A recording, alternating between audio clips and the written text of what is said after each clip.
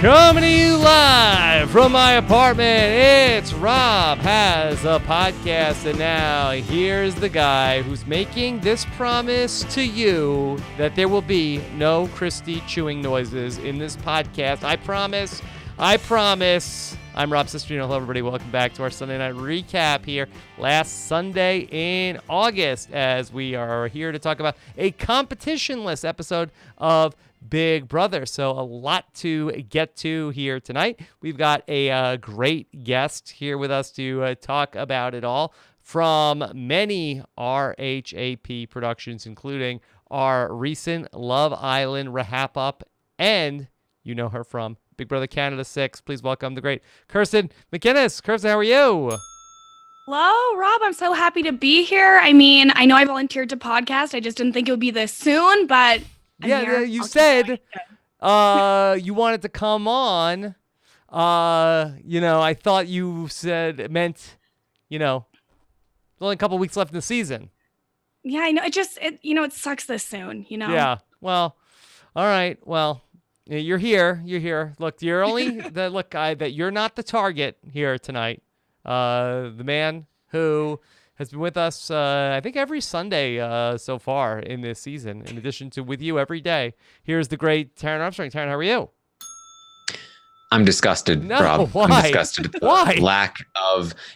I'm done. I feel like I'm done with Big Brother. They had an episode without a challenge in it, without a competition. Mm-hmm. I just don't understand the direction of the show at this point. I like, what do they think they're doing? Obviously, we're all watching for the competitions. I don't know why they think they can get away with this. They have no bird. They have no bush. They have no competitions tonight. I don't know what they're doing. It's gross. Yeah. Apparently this is checkers and not chess. Yes. All right. So we're here. We'll have a fun recap here tonight. Get your questions in. Hashtag RHAP as we are talking on a Sunday night. So let's get into everything from this episode where we got to see Holly's one nomination. We got to see Nick as America's prankster, and his one nomination, which was Christie, and a lot of other stuff along the way. Kirsten, let's just talk about our headline of Nick as America's prankster. How about that? It happened. I'm choosing to believe that some of the maybe better players split the vote and allowed him to sneak in. I don't want to accept that he was anybody's first choice, but you said on Thursday that he would not receive 10 votes. Yeah. And the prank was on you. The prank was on me. I will say there are not 10 Nick fans, as Eric and I were trying to. There are not 10 Nick fans, but there is an army of people who hate Christie, Taran. Is that fair to say? I think that's very fair to say. And I think that we definitely are in a situation where the Big Brother audience, they hate more than they love. Yeah. That's what we're saying. So, this real quick turnaround time from Thursday was the Taco Tuesday extravaganza ended up resulting in so many people watching the TV show saying, like, hey, I really want Christie to go home, and then putting all those votes on Nick. Kirsten, it's amazing that so many people came to the same conclusion of, I hate Christie so much I have to vote for Nick. Well, I think that's actually what she was going for with Taco Tuesday, was to say the clear opposition to me is Nick. She spelled it out for the viewers. And so when it came time to vote, they thought, okay, we want Christie out. Well, who's the opposition to Christie? It's clearly Nick. We just heard on Tuesday. Yeah. And he was able to manifest the truth, bro. Manifest the truth, bro. It happened. Somehow it's Nick. And I know we're not at the live feed spoilers, but Taran, how has Nick reacted to this? Does Nick buying into like, hey, all the Nickomaniacs are out there, cuz? Like, is it going to his head? Well, he definitely was like, yes, America, they're helping me out here. They're saving me.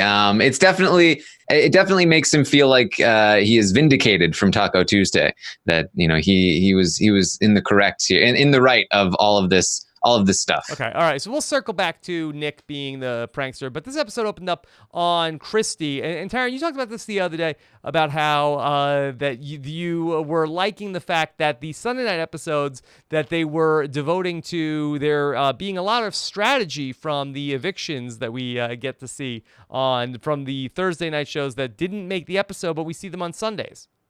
Yeah, Sundays are quickly becoming the best episodes of the season, I think, is because there's always so much to cover on the Thursday episode and they don't do it. So they're leaving it for the Sunday episode, and there's tons of great stuff. And we opened this, the first 15 minutes of the episode was just pure strategy, and it was fun and it was interesting. I really enjoyed it. Okay.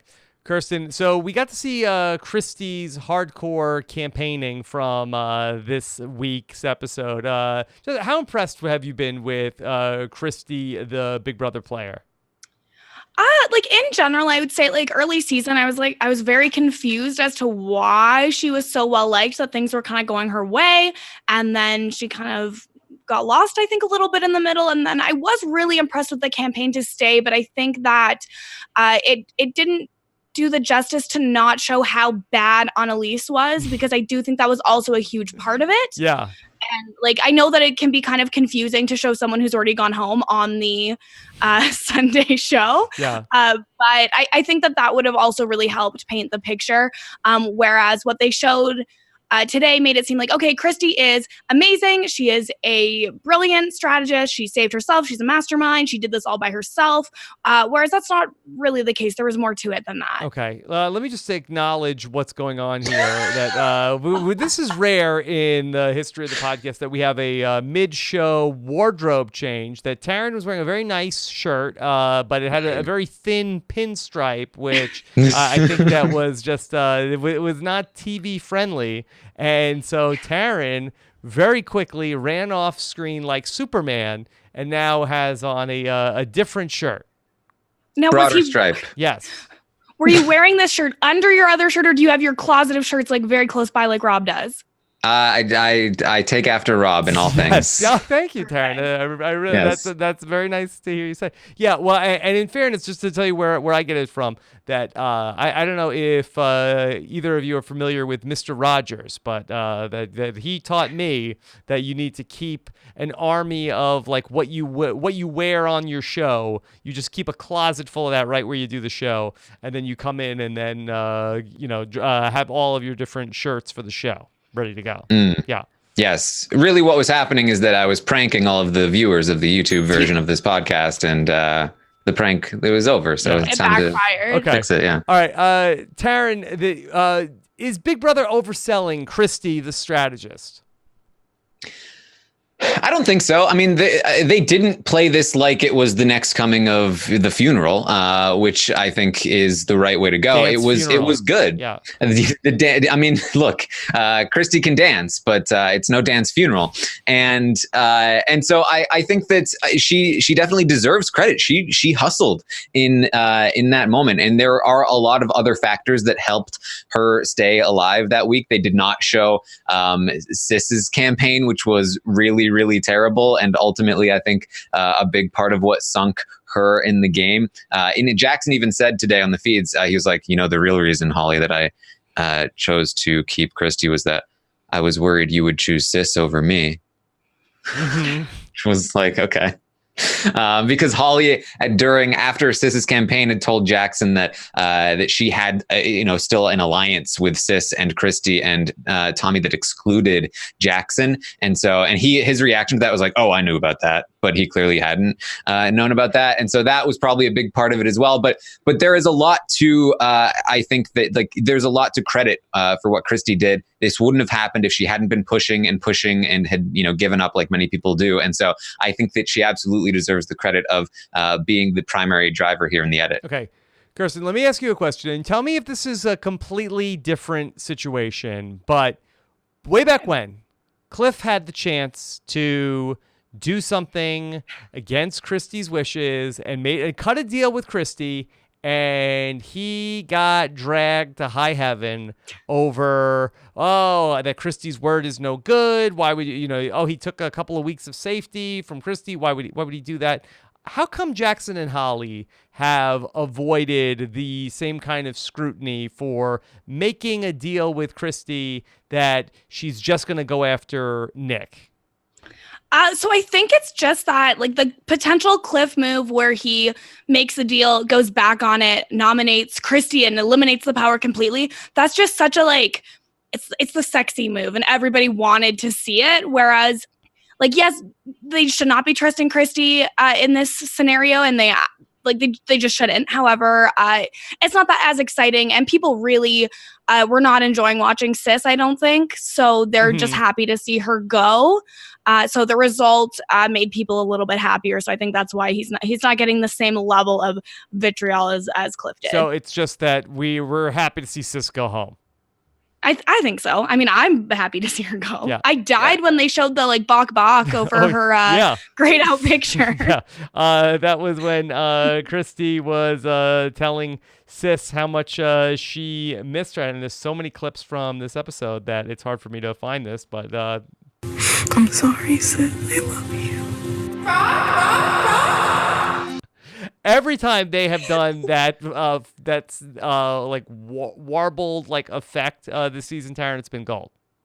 Yes, it's great. I think basically what happens here is that the more the fan base wants to see a move happen, the more on board they will be with it. And the more they don't want to see it happen, the less on board they will be with it. So because they hated what Cliff was doing, they didn't want to see that happen. It was like, oh, this is the worst move ever. But because this one was more split, there were people that were like, oh, this is a terrible move to keep Christie. But there were also people that were like, no, it's not that bad. I mean, we want this to happen. Kirsten, I mean, it was a bad move, but I was happy to see it happen. Yeah, we're happy. Okay. It was our bad move. We liked it. Yeah, exactly. So, here's something that I was kind of confused about. So there was a lot of talk between Holly and Jackson and Cliff and Nicole in this episode. And it almost made it seem like that's the four. That's like the new power dynamic in the house.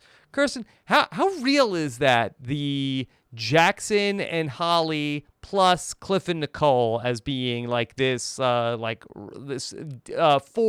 with this very solid deal. I don't think it's that solid. Like, as has been discussed over the course of the week, like they never named it. They never did like a funny hand motion. They all just like shook hands very businesslike. And I just don't really buy into it. I think there's just not the pre-existing relationships there to make it a strong bond moving forward. Taran, am I crazy? Didn't the show present that as like that's like a really powerful group in the house right now? Yes, and it is something that has been forming over the last, over Jackson's HOH. It was something they talked about. They've been talking, over and over. It's been slowly kind of forming and coming together. And so I think they are setting it up because it does look like it might be a group that not necessarily will stick together all the way through, but it is going to be a one of the major groups in the house, I would say. And Kirsten, and that one of the things that the episode did not do a great job of was telling us where's Tommy during all of this, because they really left him out of the story completely tonight. Yeah, and it's so weird because he's been just so much part of everything so far, but then they did not make a good job of putting in his Casey game that he's been playing. Mm-hmm. Yeah. Like, 'cause he is well insulated for the most part. Yeah. Not as well as previously, but yeah, nobody was talking about him in the episode, Taran. That we saw that the four talked to Christie. Christie is going to go after Nick. We saw that potentially, Jess could go on the block, but no talk about where Tommy was in all of his thinking. Yeah, Tommy actually said that in the diary room, he was talking about his decision and how the wall shouter actually had a lot to do with it. So I think that he was talking a lot about that, and that was informing a lot of his decisions over the course of Yeah, and so obviously they're not going to put that into the show because they don't want it to be part of the show. So I think that has to do with it. Really, what Tommy is doing around this time is realizing that, okay, Christie is staying. I need to reorganize my game in this direction, and he is targeting Jackson and Holly right now. And we haven't really seen much of that. But he is also convincing them that he is not targeting them and that he is completely trustworthy and they love him. Mm-hmm. Yeah, They're obsessed with him. They're obsessed with him. Who isn't? Okay, so we're going to get to prank week, and we're going to get some pranks in the episode tonight. We have a lot of pies in the face. Kirsten, you like the pies in the face during prank week? Like on principle, I don't like it, but the segment in the show was really fun, and there have been some fun moments on the feeds. This is very much my university that I went to does a pie week, and the engineering faculty, you pay for someone to get pied, and then if that person pays double, then it gets turned around and that person gets pied. So I've spent a lot of lectures where you see someone just like they kneel on the ground to get like execution style pied in the face. So I'm very familiar with it, but so I don't like it on principle, but the segment was fun. Okay, wow, that's intense, Kirsten. It's actually like really scary when they're like, okay, kneel, I'm gonna pie you in the face, and it's like, no, like why is this happening? Don't do Why this. do they have to kneel? I don't know. It's some sort of power dynamic thing. I don't understand engineers. I'll never. It seems like it would make it even harder. Well, I think it's like they do it and then it's like at a downward force and it's like, and then they just spend the rest of their lecture with whipped cream on their face. Mm-hmm. Yeah. These pies, what a waste of the pie crust. What a waste. Like, Schools use are the whipped weird. cream. Like, why are you doing anything more? Yeah, I was going to ask, how much does this actually happen in real life? I don't think this has ever happened to me in real life.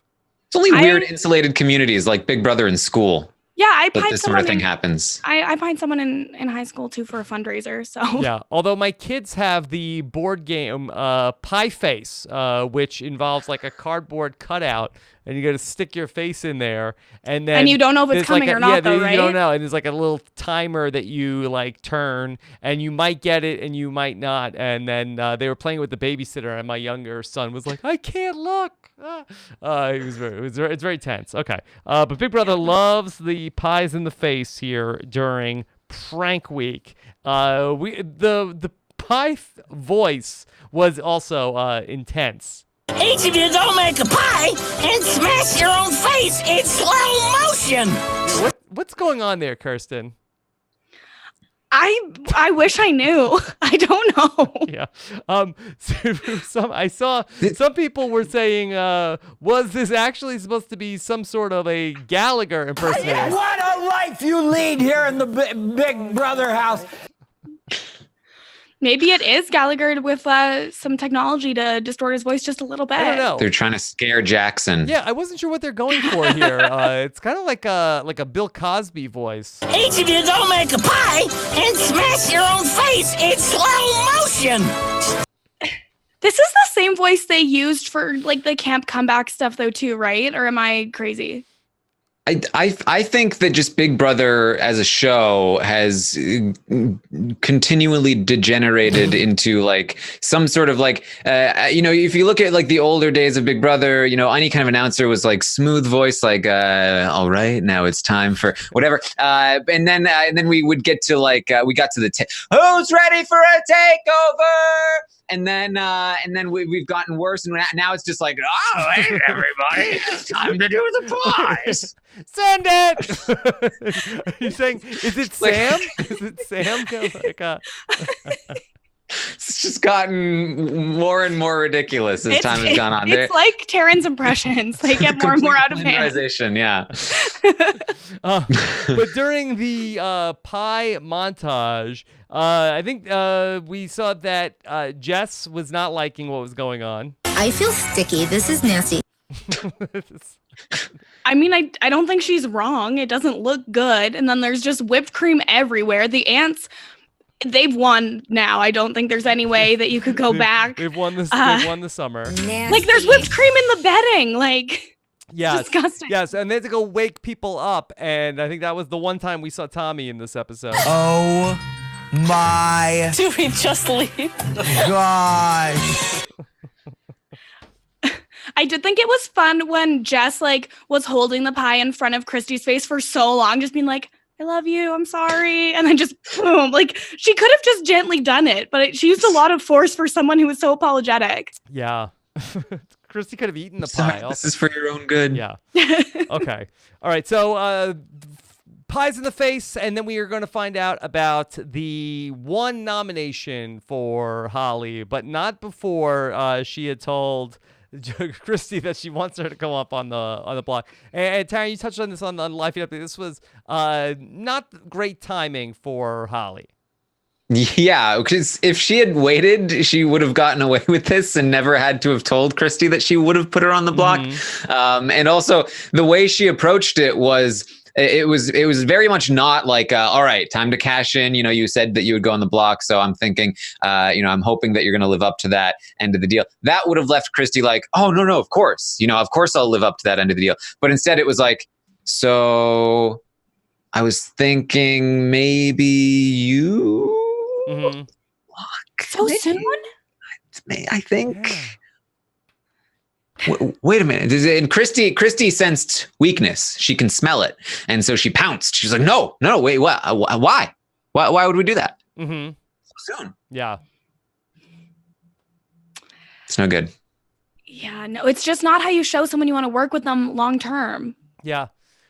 I really do think that Christie is a strong player in this game. That I know that she's like really crazy and emotional and all over the place at times in the diary room, but I just think that the emotional manipulation levels are incredibly strong, Kirsten. I think that the thing about where like Survivor, you can like blindside people better, where it's like you're going to like you have a challenge, you're going to tribal council, you just have to get through the afternoon. With Big Brother, you got to get through a week with this person. And Christie, if she knows it's coming, she can play on everybody's emotions for the whole week and guilt them into coming around and try to make all these like emotionally manipulative decisions. So I really think that she has something. Well, yeah, she does a really good job with that as well. I think there was talk earlier in the season about her pheromones. There's just something about Christie, like above and beyond everything, that just works for people that I think is hard to come across to us watching. When she talks to people, they do tend to want to do what she says. The other thing too is that she does come across as very genuine, which I think when you think that someone is genuine, even if no, she's not, I can't trust her, like she's not really genuine. When it feels like you're having a genuine conversation, you want to trust that even if you shouldn't. Yeah.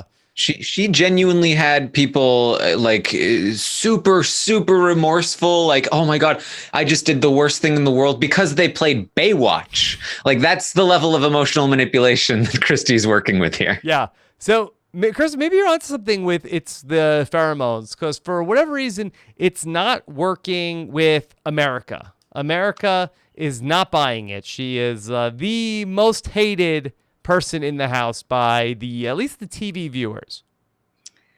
Yeah, and I like Twitter too. Like some of the vitriol I've seen, I'm like, oh my goodness, like I don't like her, but goodness gracious, I don't have that level of energy to hate her either. Why? What's the big point of contention on Twitter? I don't know. Yeah. It reminds me of, I think part of it is that she is succeeding in the game. I think that's definitely part of it. I think that at first it was that she was sort of the representation of the big majority alliance that people didn't want to dominate. And she was being that role in a very annoying way, like crying and being super paranoid the whole time. But now, and so they were taking a shot at her with the field trip. And because she was the target of the field trip, it was like, we need to get her out. And now, Jackson's sort of the underdog. He's like anti-Christie. He's become like a good and bad sort of war. And so it's still, there's a lot of like anti-Christie resentment. But I think there's also just an element of it that it reminds me of how people hated Vanessa. And I don't compare their games because I think their games are very, very different, and people compare their games too much. And I don't think that's correct. But I think that in terms of how the audience is viewing them, I remember people being super, super frustrated with Vanessa, and they hated Vanessa because she's so annoying and she's not playing well at all. She's just emotional and all of these things. And I think there's an aspect of that sort of she's a strong woman. She's being very aggressive in the game, and that rubs some people the wrong way, I think. Not me. The chat is also bringing up the Tommy relationship, which, good point. People are really unhappy that she has an unfair advantage, but I just get the sense that even without that, she still probably would have been doing well, though maybe not this well. In my mind, I think she's a no doubt all-star who should come back and play in another season. And I think that she's somebody that I think that even if the fans don't like her now, I feel like that she won't be a hated figure outside of the house. I think that when she's on Twitter in a couple of months, I think people will be standing her, Kirsten. You never know. People will Depends how she takes it. Depends how she takes it. If she comes out and has a good sense of humor about it, like I feel like that. Like Taran, when in Big Brother 15, was Amanda? Was she somebody who was seen as a villain? But I feel like that people love her now. Yes, I almost used Amanda as an example as well. I think that she was somebody that was really, really hated in the house. And there's definitely been a contingent of people that have come to appreciate Amanda after the fact, although she was a lot more involved, I think, in sort of the ugliness of that season than even somebody like Christie was. So I feel like Christie probably has a better chance than even Amanda in terms of being able to recover from this. And I do think that she will be remembered as like, hey guys, remember Christie? She was pretty cool, right? Yeah.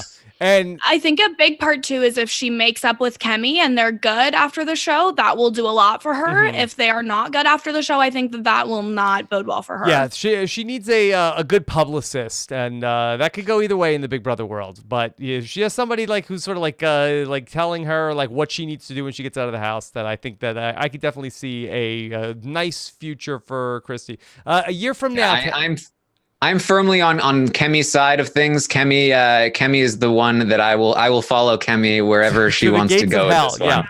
I am fully biased in favor of Kemi. Yeah, but I could see a year from now, Taran, where we're talking to Christie on a podcast, and everybody is excited that she's going to be on, and the chat is excited for her. So I think that sometimes these things are fleeting.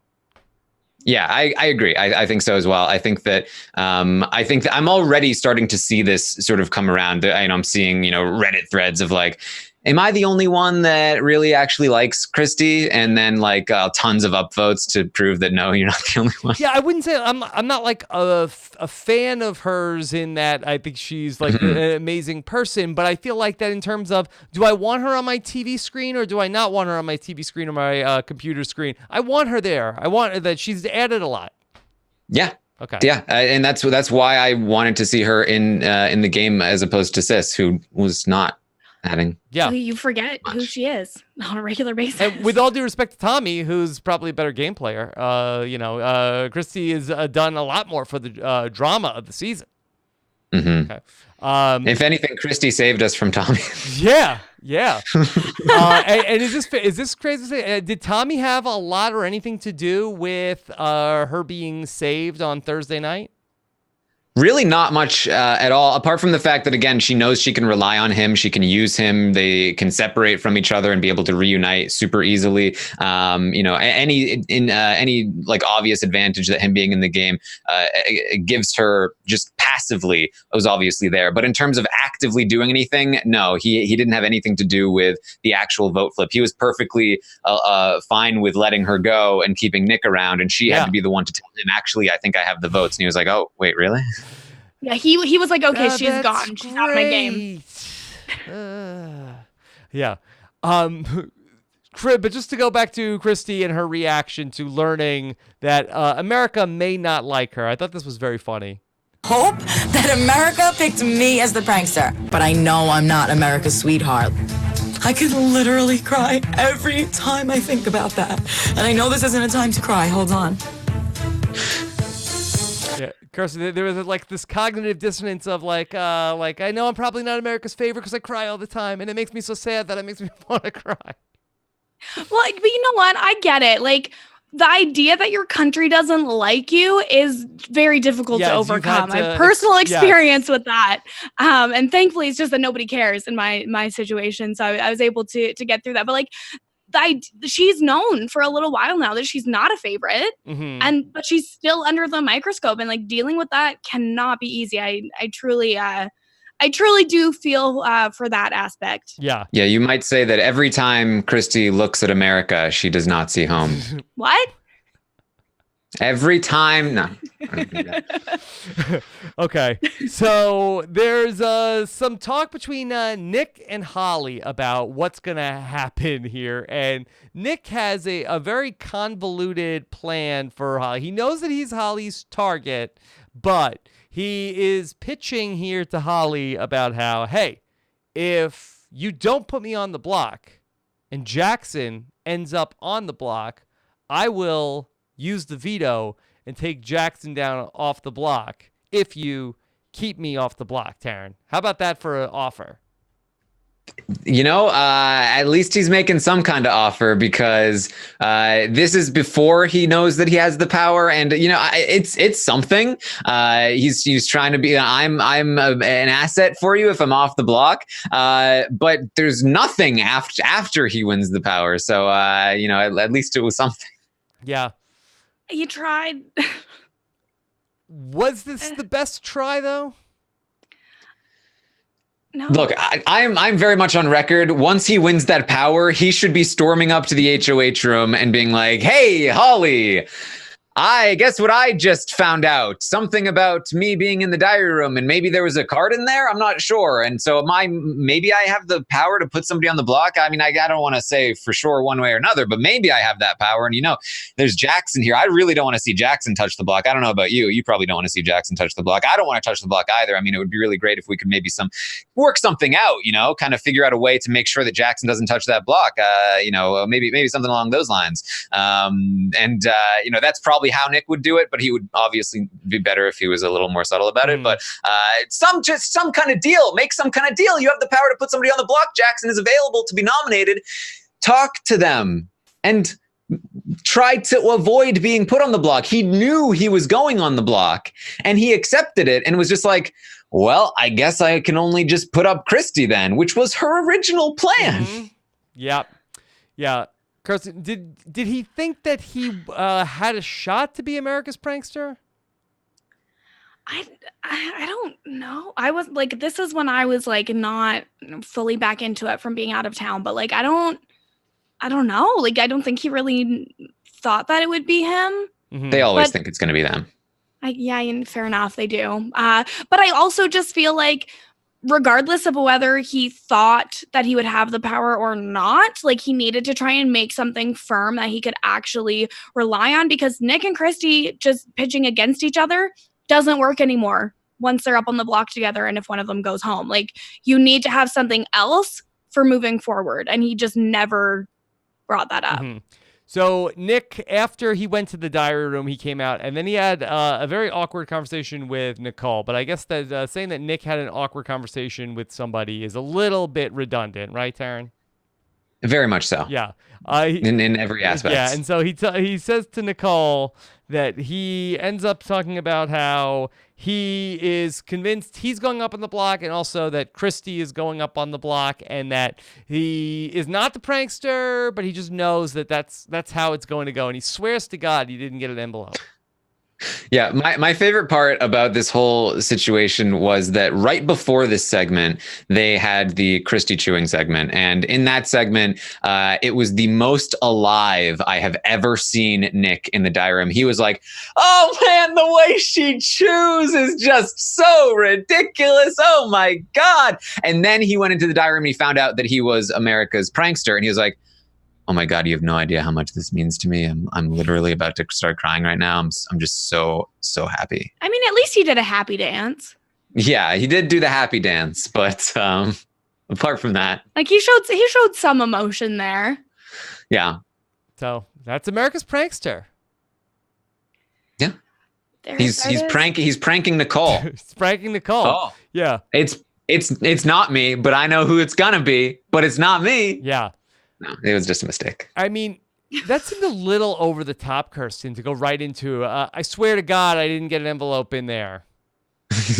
Yeah, it's he's like, I have to hide it. I can't let anybody know that I have it, which again, questionable decision making. But then I feel like the minute you walk out of the DR and you're saying, oh, I don't have it. Oh my God, this is the worst thing ever. Like, I feel like that's pretty obvious. Like, I feel like if you really don't have it, you'd be like, ugh, whatever. Like, this sucks. And then you just keep going. But he just kept harping on it. I mean, Taran, it's one thing to lie to Nicole, but to like volunteer right into, I swear to God, bro, I didn't even get an envelope. Yeah, it's deflect. Yeah. Nick is that guy that will just be like, that's definitely not me. Just letting everyone know. Just letting everyone know. I didn't see an envelope in there. Man, wouldn't it have been great if I saw an envelope in there? But I definitely didn't. And then he walks away and is like, nailed it. They totally buy it. Mm-hmm. Yeah. Yeah, he's like, I haven't been texting any other girls, I swear. I haven't been texting anybody else. Like, that was my cousin. Oh my God, bro. Oh my God. Why would you think that? I swear to God, I wasn't even talking to anybody else on the live feeds. I can't believe you don't trust me. Bro. Yeah. All right. So we're going to get the nomination ceremony, and we're going to get Holly's one nomination. It's going to be Nick. I thought that this was a kind of a weird speech from Holly at the nomination ceremony when she put Nick on the block. I have nominated you, Nick, because apparently all I do in this game is nominate you. So apparently I'm not a great shot. Taran, is she making a joke there? Is she like using like air quotes that apparently I just nominate you? So apparently, did somebody say that all you do is nominate Nick? Well, apparently. I think she won perfect shot. Yeah. Which means she is a good shot, but she's not a good shot. Her shot last time. Don't make jokes, Holly. Her shot. Don't make jokes. Yeah. Well, she's been mad recently that they've been telling her in the diary room that she's not funny. She's not. She's like, stop. I want to be able to say what I want to say. She can say Don't tell me I'm not funny. Yeah, she can say what she wants to say, but we can't say that she's funny. She should be allowed to say whatever she wants to say, but I can't give her that, Kirsten. I mean, it was funny when she said, no, I don't mind. We got dinner and a show. When did she say that? After Taco Tuesday. Okay. All right. Christie started crying and apologizing for ruining everybody's dinner. Mm-hmm. And Holly was like, no, I don't care. We got dinner and a show. Mm-hmm. Well, the producers don't think she's funny because they didn't even use that line. Ouch. Yeah. Great call. Okay. And then we got another slot machine, Kirsten. This was like when the America's Field Trip was a slot machine. This was another slot machine for the prankster nomination. Yeah, it just goes to show how much they favor Jackson because he loves gambling. Is that what it is? He's such a big gambler. I mean, I can't think of any other possibility. I guess they think it might be as like maybe it's dramatic effect, but I mean, it's not that dramatic. I like to think that it's a nod to Brent. Yes, and also content. pranks. Yeah, because everybody knows that pranks have to do with slot machines. Sure. And classic combo. Yes, and Christie again, very, very upset to have reached the block. My biggest fear is not making my family and my friends proud, not making America proud, and I just feel like I'm being challenged. That's her biggest fear, is not making America proud. Well, I feel like it probably wasn't her biggest fear until she found out they maybe don't like her. And then she was like, oh, no, I want to make them proud. Yeah. Okay. That's Christie versus Nick. And we'll talk more about that still in this hour. But we touched on Christie's chewing. And we got a long segment about Christie and her chewing. I'm not going to play any clips of Christie chewing, but thank you. We have reason to believe that this might be something, a topic that comes up later on in the week, Taran. Yeah, this is them teeing something up, I think, for a future episode, perhaps. Classic foreshadowing. Classic foreshadowing. Everybody weighed in on Christie's chewing, including Nicole. She's got some some jaw action going with those chomps. Some real jaw action going with those chomps. I mean, she really does. I was trying to see if I could do an impression of the Christie chewing a little while ago, and my face doesn't move like that, so I can't do it. Yeah, Taran, it's almost like that she's like a snake that can like dislocate her jaw to like a 45-degree but angle. she chews so much. Snakes don't have to chew. Yeah, she can really. Yeah. It's impressive. Look, she's good at it. Yeah. I feel like she's bad at it. Like I feel like this isn't efficient. Like this I immediately was like, no, that was wrong. That she's definitely bad at it. She's so bad at it. I've never seen anybody else. It takes her forever. She chews yogurt. Oh, Taran is just losing. Who Taran. chews She's yogurt? Losing Taran on the. Oh no! Inappropriate. How come I'm hearing you chew when you're eating yogurt? Yeah. There's no granola in there. There was so much weird eating in this episode. The Christie chewing shows her she always eats her cereal out of a cup, which I will never understand. Earlier in the episode, they had Nick eating a peanut butter and jelly sandwich that had already been started. He started eating it from the other end. Yes. Taran, which was very weird. Is that a regular thing for Nick? We know that Nick is kind of a freaky. If Bryce had freakiest freak, it would definitely be Nick in the Big Brother house. But what do you think about eating the peanut butter and jelly sandwich? Like go on one side and then go like front to back. Let me tell you something about Nick. He really likes talking about his proclivities in the bedroom, and I will tell you that this really matches with what he likes to talk about a lot. So interesting. I was like, I don't know, maybe he was hoping someone else would sticky. This is nasty. No! Jess! Robert! I was going to say, I think he was hoping another house guest would come to the Lady and the Tramp with the sandwich with him. Okay. So that's why he's going from the other side. But you took it a whole nother place. I don't know what you're thinking, Kirsten. Peanut butter is very sticky. So I don't know. Yeah. Okay. You know what? You're on thin ice too, Taran. Okay. So speaking of eating in this episode, we had a long Jackson watermelon segment in this episode. They had licensed music. Yeah. We had Jackson talking about watermelons. We got it kicked off with Jackson. You can never eat too much watermelon. You literally can't get sick of it. You can't get sick of watermelon. Do we know it? Has anybody ever like had an addiction to watermelon, Taran? I mean, we're seeing it. We're seeing a full-fledged watermelon. This is patient zero. Patient zero of the watermelon addiction. That he said something, Kirsten, which was also very, very bizarre. We talked about a lot of pies to the face, but I can't wait to eat a whole watermelon to the face. He wants to take a whole watermelon to the face. Does he ever do that where he like cuts the watermelon in half and then eats it, like holds it up to his mouth? You talked about how Christie might unhinge her jaw. What Jackson sometimes likes to do is just shove the whole thing, and similar to like a Hey Arnold style head, his head just kind of balloons out like a watermelon. Like I think that's what he was talking about. Yeah, and then eventually it goes down in order to fully make him seem more average and not like a douche.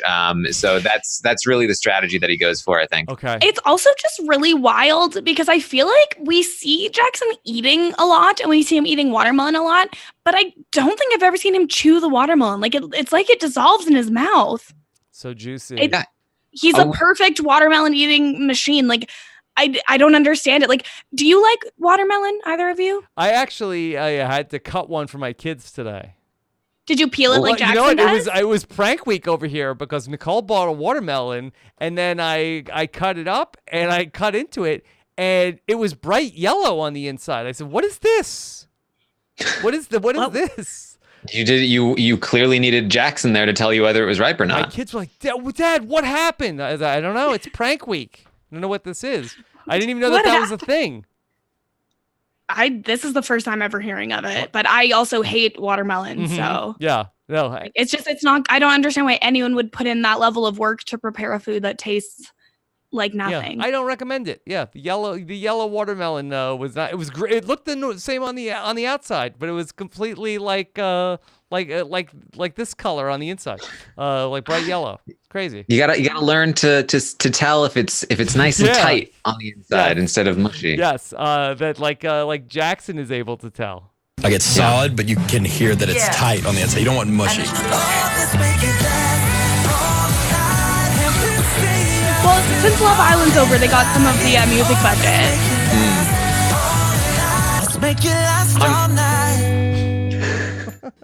Honestly, that was more romantic than anything I saw on Love Island, personally. Well, you did not watch the entire season, so. Fair. Yeah. But I'm pretty sure. No, people really fall in love. Hey, what are you trying to say about Jackson and his watermelons? Well, it would be a lot more romantic if the watermelon wasn't murdered every single time. That's a crass way to put it, Kirsten. This is a consensual act of eating. Yeah, that he consummates the relationship with the watermelon. Hopefully, the marriage to Mickey and Holly that was just consummated in the Big Brother house. Figuratively, yeah. Yeah, that's a lot too. Mm-hmm. Wow. Yeah. It was this episode. Like, what did we just watch? Episode of Big Brother with no competitions. You know what? Maybe they're right about needing a competition. Just one other thing on Jackson with the watermelon, Taran. This was really, really fun of getting to see Jackson's ordering of the watermelons in the diary room in this episode. Large watermelons, as many as y'all can get. If we're able to get more watermelon, that would be great. Alan, the alien, smashed one of the watermelons.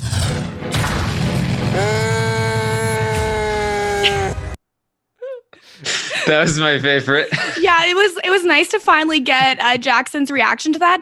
And I feel like normally the house guests don't get what they order as much as Jackson seems to. Order from Ray. Apparently, that he knows a guy. Ray is. Can Ray get some watermelons? Yeah, Ray is in charge of getting the produce. That's why it's People so stocked. Former house guests have been quite upset on Twitter that Jackson gets to have all of the watermelon that he wants, and when they tried to ask, they never got any of their food. So clearly, either they need to have the persuasion skills of Jackson, or they just needed to ask for watermelon. Yeah, I love that he was snitching on Alan the alien in the diary room. Yeah, Alan the alien smashed one of my watermelons.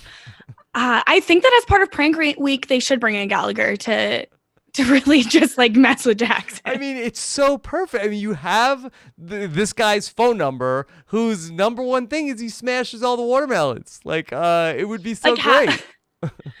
Have the prank guy say, "Everyone to the bathroom! Ha ha ha! No, go to the kitchen!" And then Gallagher's there, and he's just like, "Ha ha! What a life we lead! What a life we lead in the Big Brother house."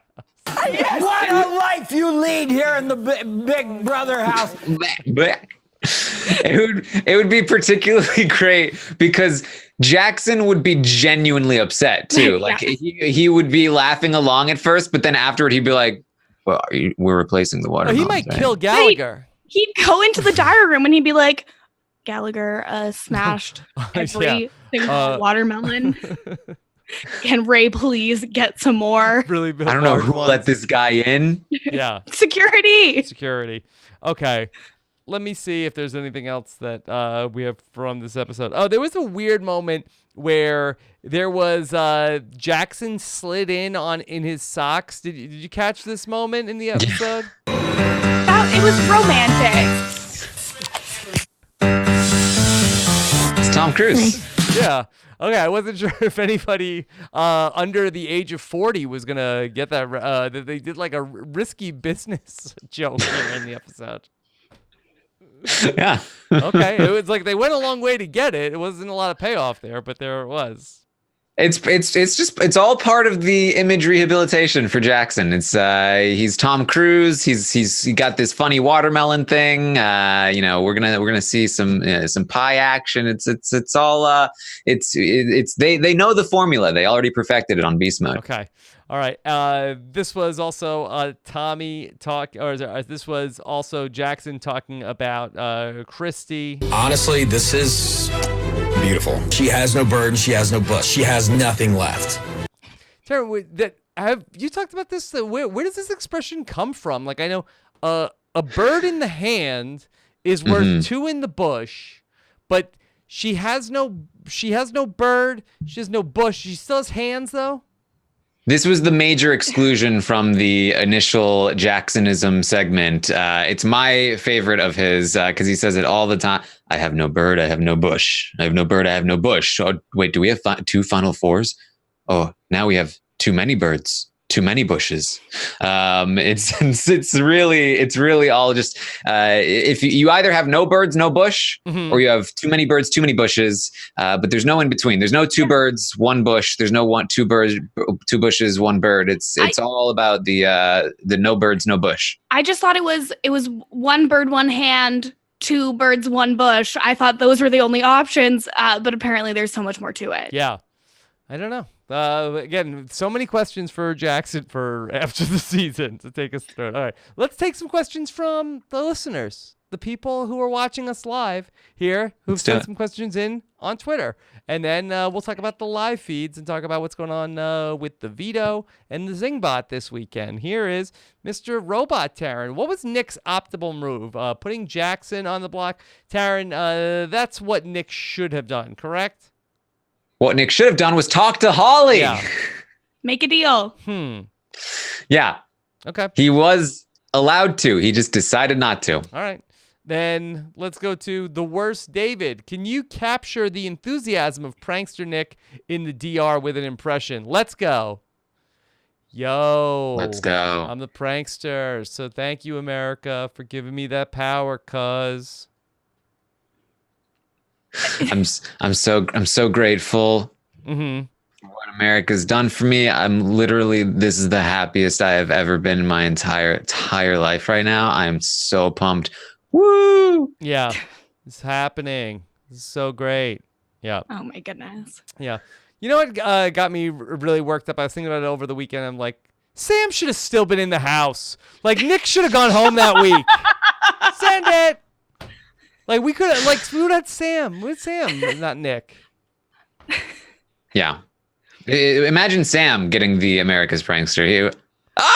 Yeah. Oh, he would be beloved. He'd be beloved at this point. I feel like if he was still here, he maybe would have turned the corner and been seen as more annoying than. Oh, you think he'd be super annoying? I feel like it's the thing where he died a hero before he could become the villain. Was he a hero? I mean, people liked him, is what I mean. Yeah. Okay. I feel like the longer he was there, the more likely it would have been that people would have turned on him. I think that production liked him. I think that he would have gotten good at it. Yeah.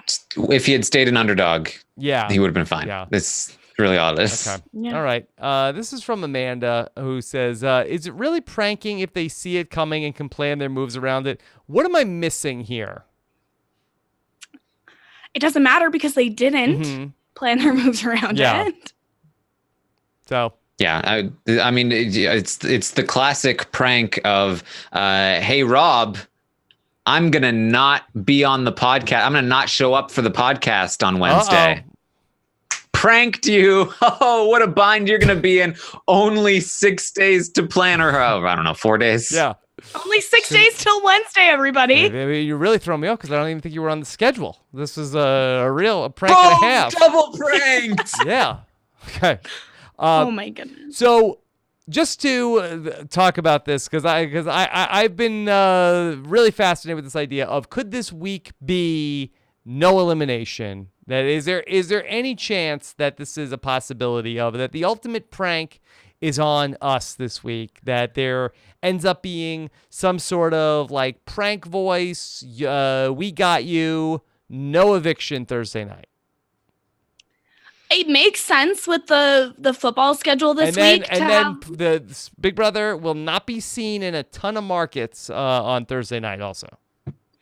Yeah, like it makes sense for that reason, but I just feel like normally production would have let us know. Like, it's weird that they would prank us. They'd be in a bind though, where it's like they don't want to tell you that there's no, like when the veto competition happens, they don't want you to think like, hey, it doesn't matter because nobody's going home. But yeah. I'm not even saying like I would not bet my life on it. I just feel like that there's still I feel like there's a non-zero chance, Taran. There's two things that prevent me from thinking that's probably the case. One is that Julie did say that somebody would be eliminated and sent to jury on Thursday night. She usually doesn't lie. And second is that, and there's been speculation that, maybe what it is that they'll cancel this eviction and it'll turn into a double eviction, but with only one actual eviction. So the double eviction would be the real eviction. But I think they'd want to advertise that if it was a double. And so I don't really think that that's necessarily the case either. And I don't think they want to nullify America's influence. They're giving America a chance to influence the game by giving the prankster power to somebody. Yeah. If then that, say everything goes right and the person that they wanted to have that power makes their move, that person then gets really screwed over if they cancel the eviction and it doesn't go through. That is a very good point. There would be a real thumb to the eye of America after, like, if Christie is going to get voted out because she was America's nominee. But look, that Big Brother has done wacky things before.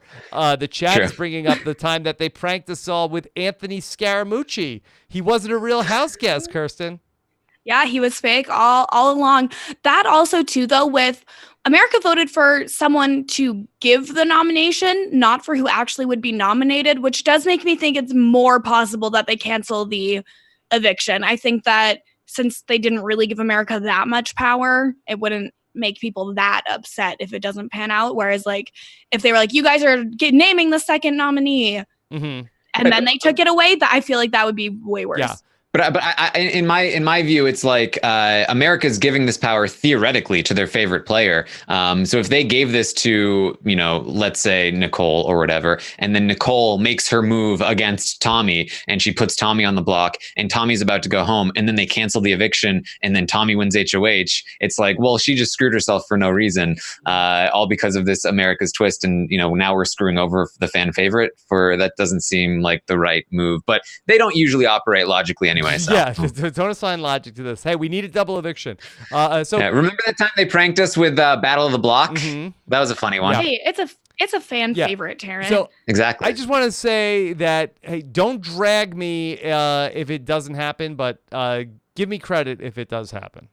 Okay. Well, okay. If we're doing that, I don't drag me if it doesn't happen, but please give me credit if it does. I really hope the next HOH is the bird calls. Good. That's my prediction. Good. Please drag me if this is a reset. Okay. But then give me all the credit when it's not. Okay. Yeah. So if they don't use the bird calls, do not drag me. This is my new favorite segment of. But if I'm right, I want the credit. Don't drag me if it doesn't happen, but give me all the credit if. Okay. All right. Hugh says, "Can we chill with waking house guests up in the middle of the night? It's never been funny." But even if it had, they've completely beaten it to death. Disrupted sleep is bad for your mental, physical health, which seems especially sadistic in the Big Brother house. Okay, so Hugh is really that's his issue. So I'm going to say that mental and physical health is not the main concern of production, and they will never, ever stop doing this. Yeah. Well, I'm with you. Yeah. You say let them sleep. It's very important. Yeah, that's sleep is very important. This is cruelty. Yeah, above and beyond. I think they can wake them up in the middle of the night, but I feel like that making them get a pie in the face in their bed, I feel like is very disruptive. Well, I've heard stories of production really likes to mess with the house guests by like making the house super cold in the day and super hot at night, so they don't get good rest anyways. Like they're never going to get the proper sleep in the Big Brother house. Yeah, but also that this is a game show where people are trying to win money, and it's not a hotel that is worried about the customer service of the people that stay there. So yeah, next season they can have turn down service. Yeah. There'll be a mint on their pillow. If you don't like it, don't be on the show. Personally, I think instead of using music to wake them up every morning, it should always be a pie to the face. That way they get their sleep and we get our entertainment. Yeah, although we don't see that. Karen's grounded. Yeah. Okay. And they're not singing every 2 seconds. That's a good point. This is from Rye. What's worse, Topaz voting for Jillian, Howie voting for Maggie, or America voting for Nick as the prankster? Again, they didn't vote for Nick as the prankster. They voted against Christie. Well, I will say this has the potential to backfire in a pretty major way, not necessarily like the biggest way, but Nick being the prankster could result in either Jackson or even Cliff going home, which I don't think either of those are preferable to America. I think they like Cliff and I think they like Jackson, but also more importantly, would be a huge boon to Christie's game if either Jackson or Cliff went home. That would be amazing for her. And so them thinking that they're giving this to Nick to screw Christie over could really end up benefiting Christie in a massive way. And if he had played this correctly, we would probably already be looking at some kind of scenario like that. Luckily for America, he didn't, and he played it the way that I think they wanted him to. But he still has the opportunity to do something smart with it in the future. Push the reset button. Yeah, I feel like the Topaz vote is still the worst, but I can think of one more that I hate more than all of them, but it's fine. All right. Let's come back to the questions and let's get into talking about the live feed spoilers from the weekend. So we will talk about what's going on with the veto and where we're headed into this week's potential vote. Or real vote, we will say. All right, so let's go ahead and fire up the live feed spoilers. We'll be back again on Wednesday night after the episode. If you are going to be leaving us for the live feed spoilers, but come on back and watch after Wednesday. All right, take care to those people, and let's talk about the spoilers. The Office of Civil Defense has issued the following message. This is a spoiler. Warning. A spoiler. Warning means that an actual spoiler against this country has been detected and that protective action should be taken. Okay. All right. I was throwing some RHAP ping pong balls around here. Okay. All right. Let's talk about our veto spoilers, Taran. All right. So it was the Zingbot weekend. Yes. And just immediately take back everything I just said. That was purely for the for the non-spoiler people. Jackson or Cliff will not be going home this week. Okay, good. That's because Jackson won the veto. Okay. It's just Taran came out and he was like, I didn't have a card. There's no card. This is the worst. What a prank. Okay. Sometimes you have to lie to the people you love in order to keep them unspoiled. Okay. All right. So Jackson has the veto, will not use it, correct? Correct. Okay. Well, do we know what the competition was? Was it hide and go veto? No, it was some sort of, Cliff was just describing it during the episode, but I wasn't able to catch all of it. It was something to do with rolling balls and maybe stacking them or something. It was a ball rolly kind of physical kind of competition. Okay. All right. So, all right. Jackson's the HOH. Let's talk about the Zingbot. Zingbot is back. I saw a lot of complaints about the Zings this weekend. Yes. Well, to be fair, we haven't heard the exact wording necessarily. They just the repeat wording of them. Yes. But we don't expect much. All right. We don't expect much, but this today, I did see there was some controversy over. I know you were reporting that they zinged Holly by calling her an old buzzard, which I was like, well, I don't really get that. She's not that old. I mean, she's 31. I don't know if that's old. I guess old for the Big Brother house, but beautiful older woman. Yes. Okay. Yeah, she's a beautiful older woman. Okay. Okay. But then, Kirsten, I saw today on Twitter that Holly is now rethinking the zing and now is becoming furious. Yeah, she is not happy. Her family is watching. She just has so much integrity and all of that, and Zingbot can't take that away from her. Yeah. Well, Taran, it's fitting that there was a controversy once again over birds. I have a fear of birds. Yeah. That it's the bird in question seems to have really upset Holly. Yes. Well, I do believe that it was sort of tied to potentially Nicole. It was like, Nicole, I thought you didn't like birds. Why are you hanging out with this old buzzard? That kind of thing. Yeah. So they're really trying to get at least one Nicole bird joke per episode. Yeah. Well, and I think the thing is that people that I don't like about this is that in the last like couple of years, a lot of the zings, they've started taking them more so from like what social media is saying. And it's been a big thing. People have been making fun of how Holly looks older than her age and her fillers aren't good or whatever. And so then I think Zingbot kind of takes that, does the joke on the show, which isn't really something that the show only viewers are going to understand. And like, I don't think Holly looks that old. So I don't know. That from what I've seen on my Big Brother trash Twitter, that Holly is most upset about the not the old part of the zing, but the buzzard part of the zing, implying that she, as explained by Tommy, that she is somebody who goes through the scraps. And that she went after Jackson. She is picking through Kat's scraps. And Holly is furious that she is basically being accused of going after sloppy seconds.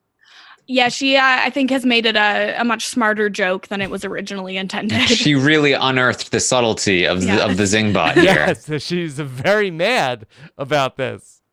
So...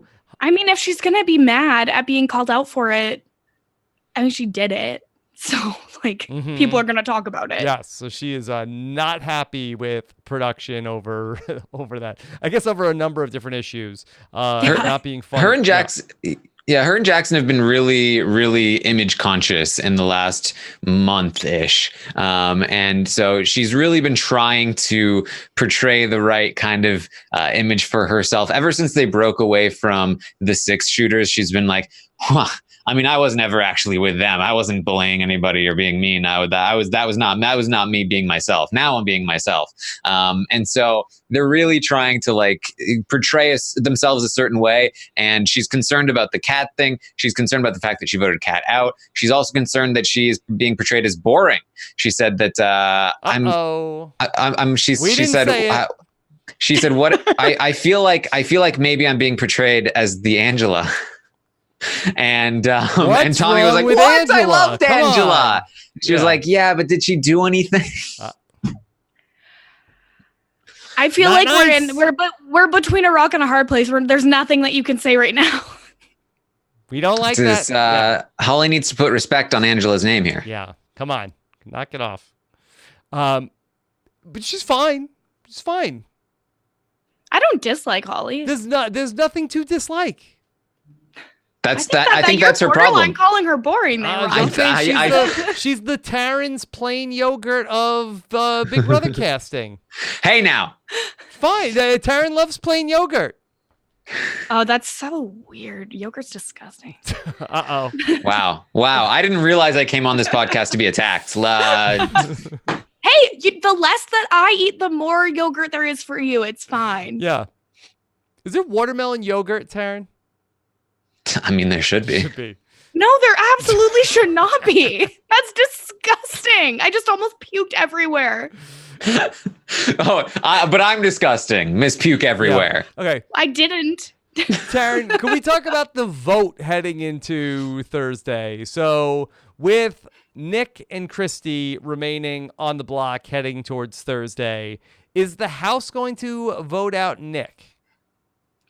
As of right now, yes. Tommy has already told Nick that he does not have his vote.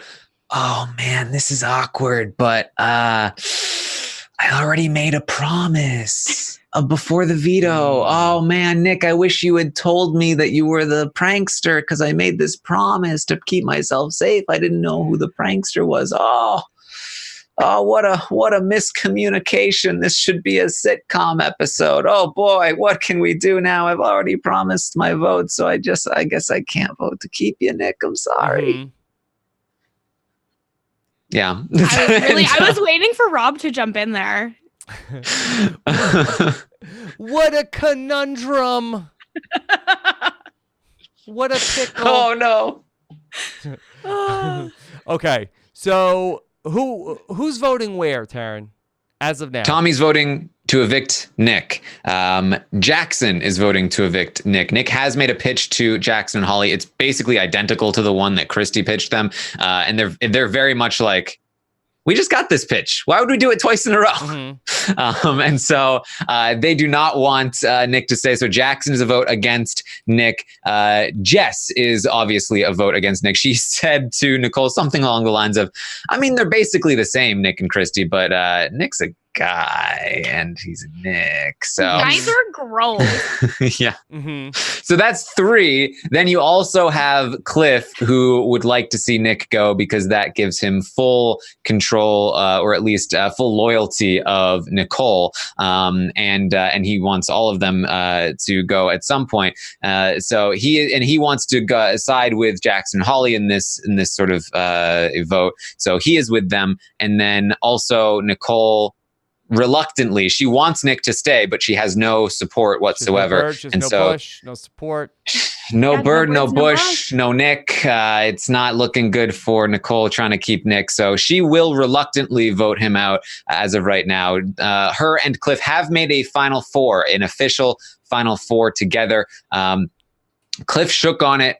Nicole burst out crying when they offered it to her. Mm-hmm. And kind of avoided agreeing to it, but in a way where she kind of pretended that it was just because she got emotional. And afterward, Holly was like, are you worried at all that Nicole burst out into tears when we offered her Final Four? And Jackson was like, nah, she's good.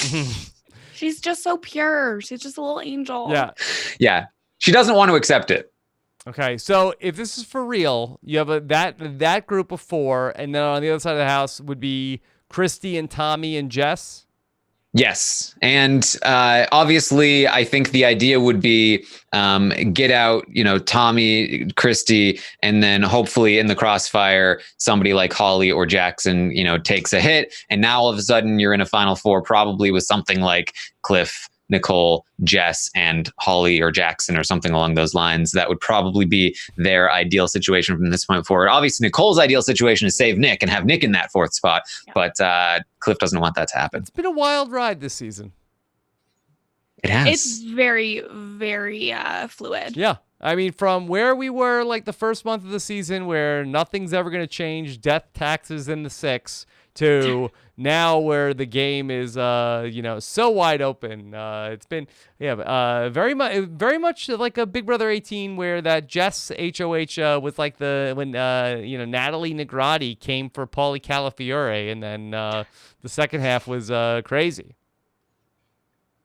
Yeah. Okay. Well, and if Christie had gone last week, she would have gone in the same spot that Paulie did. So I guess now we'll kind of see maybe what it would have been like if he stayed. Mm-hmm. Okay. All right. Scott St. Pierre has done some research. I don't know if this is a deep fake or not, but he has this watermelon blended Greek yogurt. It's out there, Taran. There you go. Yeah. Chobani's not my brand, though. Okay. All right. And of course, He won't tell you which You can brand. never eat too much watermelon. You literally can't get sick of it. you can't get sick of it, Kirsten.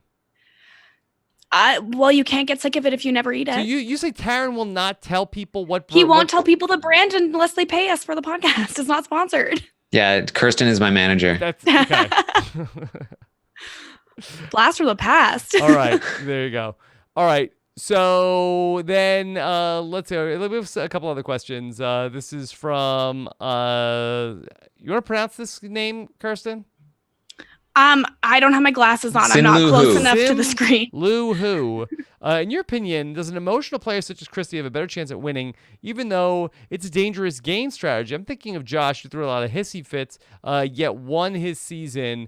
Taran, that with the anecdotal evidence that we have, does the jury penalize an emotional player as they do somebody who's more of a strategic player? No, actually, thinking about it, I think they tend to reward emotional players over the more cold strategic players. Yeah. That's especially lately. Yeah. Well, it depends on like how the people made you feel, right? So if the person is very emotional and maybe they emotionally manipulated you, but you don't really feel that you were manipulated, you just feel like you had an emotional bond with that person, that's going to make you more likely to want to vote for them versus someone who is cutthroat and strategic and you feel like they were not genuine with you at all. They cut you, they betrayed you. I feel like that's a big part of it. But Josh did really good work with his goodbye messages that were a big part of it. Yeah. I feel like I have a better sense of this from like a survivor jury, where I feel like the survivor jury is usually very against whoever was the most emotional player. But I do feel like that in Big Brother, I think that maybe because the game is longer, you have so much more downtime with one another. I do think that the emotional player might be able to have more of these ties to the people that vote. Yeah, I think there's also, again, especially lately, there's a sense of like, hey, I don't want to vote for the person that tricked me. And if you are an emotional player, then usually your cards are, your heart is being born on your sleeve. And so, you were probably playing a more open game. And as Sinluhu pointed out, that does mean that you are playing a riskier game. It's going to be more difficult for you to make it to the end if everybody knows what you're doing. But if everybody knows what you're doing all the way through, then they're not as mad at you when they find out that you've been tricking them because you said that you were going to trick them or something along those lines. So I think that there's something to it there, but I think it's also a trend of sort of recent years that we're getting more and more acclimated to. Let's vote for the more emotionally open person than the person that was sort of like controlling things behind the scenes. Okay. Stan's Funeral wants to know, are there any named alliances in the house right now? No. Okay. All right. So we'll see if we get one for the Jackson and Holly, Cliff and Nicole. One that for Jackson and Holly, I'd like to see an alliance name for them. What about Jackson Holic? Could that work for them? I mean, it could work. I don't think it would. Yeah, I don't know. As Zeno points out in the chat, technically the Fellowship of the Zing is still alive and going. OV, this is something that I pointed out on Twitter a little while ago, that I'm very pleased about the fact that that Tommy, Christie, and Jack were like making this alliance lots of love and making fun of the Fellowship of the Zing, which included one evicted player, and now the Fellowship of the Zing is having a better time of it than Lots of Love ever did. Okay, here's one from Chestnut Checkers. Rob, who do you think had the best showmance edit of the season? Jackson and Kat, Jackson and Holly, or Jackson and his watermelon? Jackson and Kat there was not much there. I would say that Jackson and Holly as a showmance does not bother me at all. That I have no issue with them as a showmance, because it's not like schmoopy time all the time with them. So it's fun. They do not bother me at all. But Jackson and his watermelon are clearly tops. Yeah, they get licensed music. Yes. Best romance of the year. Best of the year. Tops Love Island, Celebrity Big Brother, all of the things. Yeah, Taran, I know you explained it on the morning update this morning with Frail Mary, but could you talk through Chestnut Checkers real quick? Yes, Chestnut Checkers. Apparently, Zingbot at the end of Jackson's zing, which was, by the way, just calling him a douchebag, a pompous douchebag. And, but it made him so mad. Well, yes. Well, because he's been working on rehabilitating his image. He's trying to be approachable. He's gaining weight to be approachable. Yes. He has been intentionally not working Chris out. Pratt. Yeah. Yes. We've talked about this, that he's been snacking a bit, and he's been not working out as hard, and that he doesn't look exactly the same as the way that he was when he came into the house. And so what he's saying is that, no. I'm playing chess and not checkers. It's all planned. It's all to make me look like a more normal average guy, so that I don't come off as like a ripped douche with 8-pack abs. I'm just trying to be more relatable to the people. Yeah. But then the Chestnut Checkers.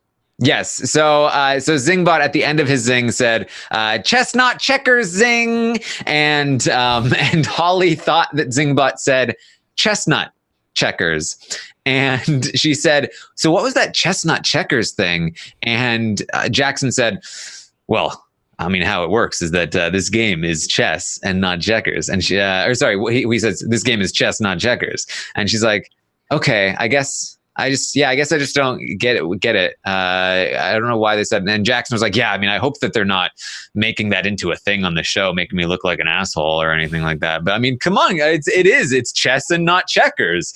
And Holly was like, oh, chess and not check. I thought you were saying chestnut checkers. Oh man, how did I miss that? In Wyoming, they make a checker set. They take the chestnuts and paint them, and then you play chestnut checkers at the holidays. It's really tough when you get the double stack there, the chestnuts. It's very hard to stack. It doesn't work that well. Yeah, you need like a toothpick to get them. King me. Okay. Oh goodness. All right. And you know, we do know that it's chestnut checkers because they're pawns all the time. So, yeah. You know what? I spent this whole time thinking it was checkers, not chess. So I feel really dumb now. Yes. I just Googled chestnut checkers, and the first thing that came up was a song, Chestnut Checkers. And the second thing is chess, not checkers. Elevate your leadership game. It's a book on Amazon. Yes. I wonder if Jackson read it. Okay. That's what he was doing in Sequester. Yeah, I want to hear the Chestnut Checkers song. I do too. Yeah. The artist is the Earbuds. Okay, all right. At children's music. At the risk of copyright infringement, let's listen to a little bit of Chestnut Checkers by the Earbuds.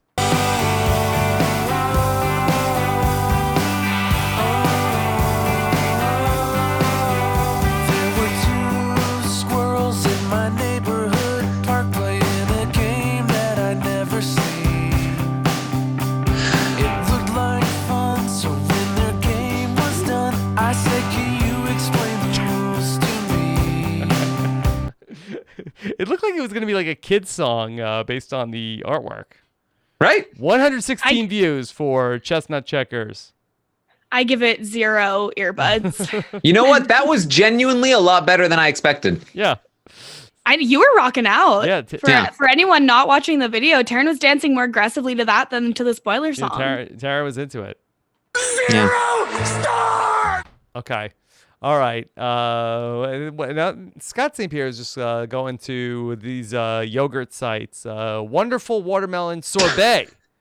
Well, Taran doesn't like sorbet, right? I mean, frozen yogurt. I can get behind frozen yogurt. Yeah. I mean, I'll take like a sorbet in a smoothie. A sorbet and a smoothie, or sorbet in a smoothie? Okay. Yeah. All right. Okay. Let's see. Scott, what else do we have besides that? No, we got this question already. Okay, let's. Is it possible that Nick got the prankster vote because the majority vote was split between Cliff and Nicole? Taran, have you talked this through? Have you gone full? I did wonder Silver that. yet? Yeah. I feel like the maybe TV viewers that were voting for their favorites were probably voting for Cliff, and then the TV viewers that were voting for like the anti-vote, they were going for Nick, and then I feel like the online community were pretty heavily in favor of Nicole, and so I do wonder if there was a little bit of a split vote situation, and that's part of why Nick did get this one. Kirsten? I said that 45 minutes ago. Okay. Andrew. Chestnut checkers. Andrea wants to know, can anyone explain to me why Sis was shaving her pants? Because her leggings pill over time. She has no bird. And then to get rid of the pilling, you shave them. You can shave a sweater too if it starts pilling. That's a real thing. Okay. Literally every woman I've talked about this with has been like, Taran, stop. It's a normal thing. It's normal. Okay. Like you can get like a specific like device to shave your sweaters and stuff, but like if you don't have that, a razor will do the same trick. It looks weird though. If you've never seen that before or thought about it, it's like, oh wow, that is bizarre. But no, it's totally normal. Okay. All right. What about when Sis wore a trash bag? Can you explain that one? I think that's just there's a joke there about Sis, but I can't explain that one. I guess if she was dyeing her hair, maybe, but like most people would just do that with their head like turned over the sink or bathtub. So I can't. Okay. I can't explain. All right. Well, Mary is in the chat saying apparently I'm not a normal girl. She hadn't heard of this. Mm-hmm. All right. I mean, we knew that. Trail already. Mary. Trail Mary, yes. Okay.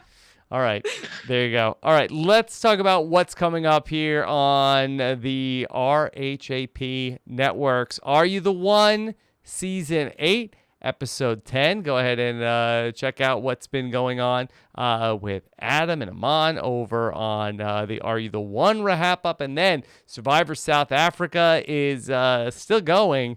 Episode number 15. Find out what Mike and Shannon are talking about on the latest Survivor South Africa. The Amazing Race Canada Season 7, Episode 8 recap is up with Jess and Dan Heaton. Check that out as well. And then, Amy Cusack on the latest Talking with T-Bird. T-Bird and I had a great chat with Survivor legend Amy Cusack, and that was from Survivor Vanuatu and Survivor Fans versus Favorites. I thought that Amy was really lovely, and I've never really had a chance to talk to her before. Thought she was great on the latest Talking with T-Bird. That's up now on our podcast feed, so check that out. Episode number 10. And Rob and Akiva need a podcast. Number 46, Canadian shows are trash. Canadian viewers. It doesn't mean that Canadian TV shows are trash. That's just something, that's just a bucket to put this in. Yes. As a Canadian listener, I can vouch for this episode. And it was a love letter to Canada. And check out. Sounds like you're a traitor to the Canadian nation Check to out Kirsten MacInnis, who appeared on the mailbag. We talked about the Degrassi. The Next Generation and Beyond. We talked about Corner Gas, and we talked about Trailer Park Boys. Also, Puya was our guest. We talked about Trailer Park Boys. Karen from Canada talked about Corner Gas. So it was a Canadian filled episode of Robin Akiva Need a Podcast. That is up as well. All right. And then on Monday morning, check out the live feed update. And then on Tuesday and Wednesday and Thursday, all week long, the live feed update. And then the LFC Roundtable is back on Monday night. Find out what the stock watch is going to be. How will the prankster change things up? And Taran's got his poll out for tomorrow on Twitter, right? It's a form, Rob. Let's be survey form. Go ahead. Lots of different things that we can call it here. Be on the lookout for that to get your votes in for the stock watch. And then on Wednesday night, we're going to talk with Kim Matina. Very excited for Wednesday night. We'll see the Zingbot. I believe Brent will be with us on Wednesday night. So join us live at 9:15 Eastern. And then on Thursday, Caitlin will be back here in the studio for Thursday night as she is on the graphic there for our Thursday night eviction show. So be on the lookout for that. Of course, all of this is made possible because of the patrons of Rob Has a Podcast, that I was put on this earth by our creator to conceive Dominic and Anthony and to create a community of people who love reality TV shows and bring them all together and make podcasts with them. And that's what we're doing. robisawebsite.com/patron for everything we're doing. Patron cast on Tuesday night, everybody. Yes. Yeah, don't make Rob feel like he's being challenged by not being a patron. Yeah, please don't. He just wants you to be proud of him. He puts on a strong face during the podcast, but for every person that doesn't become a patron, he cries at least one tear. Look, Rob cries a lot, guys. You just don't know. Yeah, that is true. That is true. But it's not often about who's not a patron. It's more about what I read in my mentions on social media. Yeah. Oh no. Yes, very sad. Okay, all right. So great job, of course, Kirsten. Where can people find out more about what you're doing? So you can follow me on Twitter or Instagram at Kirsten Said What. You can catch me helping Taran out with the morning updates whenever I have time in my schedule. We're in the RHAP speed. And Frail Mary and I are still talking about Riverdale over on Kowski Cast. That is Cow with a K. Yes, very fun. Even if you don't listen to or watch Riverdale, people should still listen to the podcast, right? Oh, absolutely. You do not have to watch it. You don't have to like it.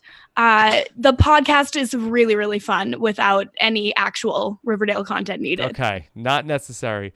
I watch it so you don't have to. That's right. All right, and Taran, what do you have coming up?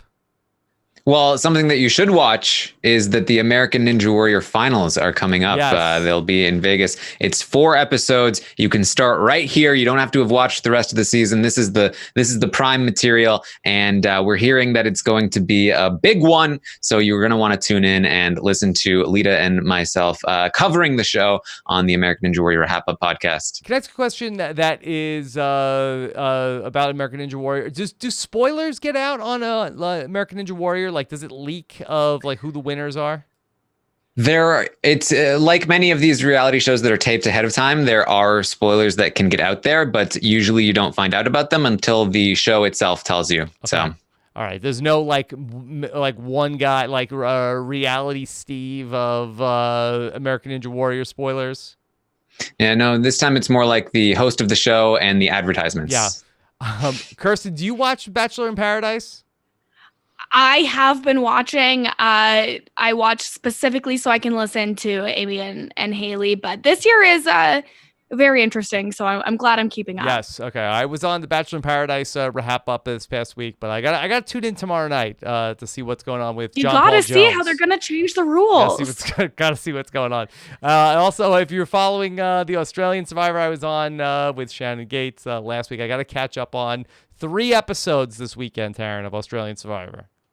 Only 3? It's 3 a week. 3 a week. Wait, how many episodes are out at this point? I watched through episode 14, and I think 15, 16, 17 came out. Oh my God, I've only watched 3. Mm-hmm. Yeah. I know. I feel like it started like 2 weeks ago, and we're at episode 20. It really did. Yeah. I think this is the 5th or 6th week. It's impossible. Yeah. Okay. All right. So great job, everybody. Thanks so much to Scott St. Pierre behind the scenes. And we will be back on Wednesday night. Don't miss the LC Roundtable on Monday night. Take care, everybody. Have a good one. Bye.